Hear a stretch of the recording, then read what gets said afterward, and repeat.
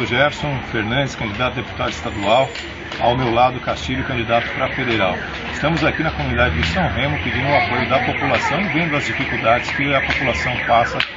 E estamos pedindo o seu apoio e pedindo o seu voto também. Para deputado estadual, vote Gerson Fernandes, 50078.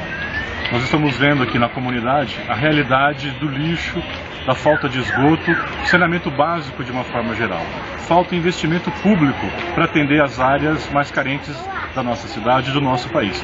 Por isso, vote PSOL, vote Alexandre Castilho, deputado federal, vote Gerson Fernandes, estadual.